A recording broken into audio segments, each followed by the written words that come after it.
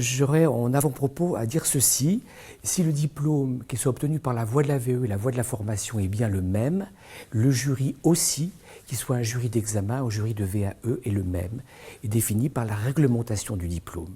Ce qui va être fondamentalement différent, ça va être la posture du jury, selon qu'il soit un jury d'examen ou un jury de VAE.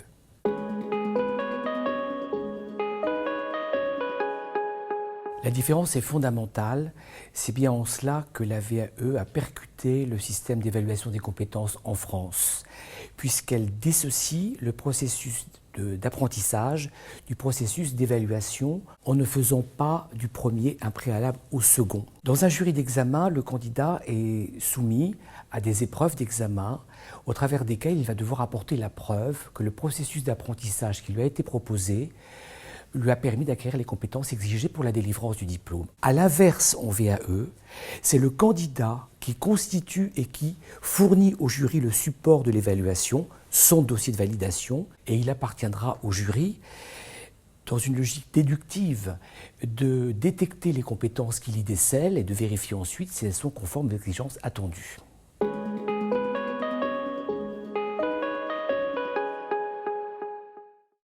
Non, on privilégie une approche globale, que ce soit dans un jury d'examen ou dans un jury de VAE. Il ne s'agit pas de vérifier que toutes les compétences du référentiel du diplôme sont là, mais il s'agit en revanche de vérifier que les compétences cœur de métier sont bien acquises.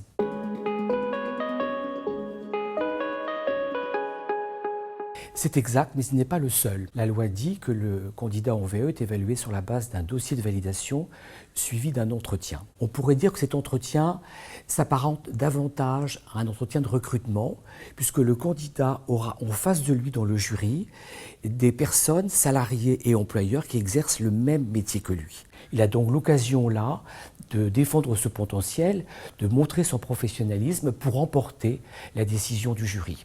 Donc l'évaluation se fait bien sur la base de deux supports, le dossier de validation et de l'entretien. C'est ce qui permet au jury de statuer. Ça veut dire où il décide la validation ou la non-validation, et en cas de validation, il se prononce sur l'étendue de la validation. Validation totale, le diplôme est acquis dans son intégralité.